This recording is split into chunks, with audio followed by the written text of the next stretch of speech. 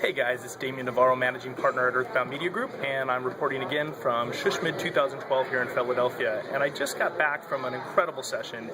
titled New Perspectives on Cancer Marketing. And basically, it really breaks it down that we're doing a huge disservice when we look at the major gaps between how we market healthcare and really how it's being treated, and even the kind of social, political climate based around certain diseases. And in this particular case, it was around cancer, and how there is just some incredible things happening in popular culture around how individuals are truly dealing with cancer. It's not exactly the secret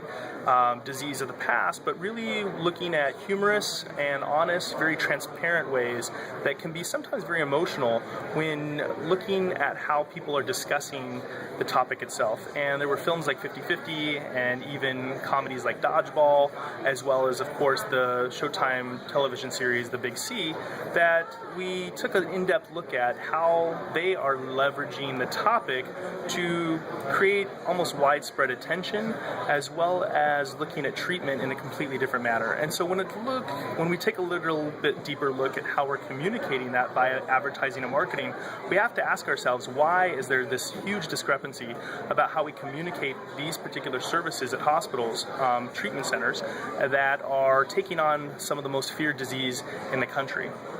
And the speakers really took a close look at challenging the status quo around that advertising, instead of focusing so much on technologies or the patient experience or the caliber of doctors that almost, if you look across the board,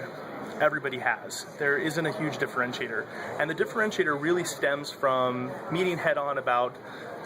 discussing the fear behind cancer and really looking at the kind of the psychographic profile, the emotional distress that many of these particular people have when they are first diagnosed as asymptomatic. So I think it's fascinating. It just really goes to show you that people in this industry are challenging each other around the type of market and communications that they are reaching to, and that it's not just good enough to simply focus on the services itself, but we really have to look at the emotion and the creativity and the way that these stories are being told, because that's ultimately what the consumer is seeing in their everyday lives, as well as what they're looking for in a service provider. So I hope that gives you a little bit of good feedback, and we'll talk to you soon.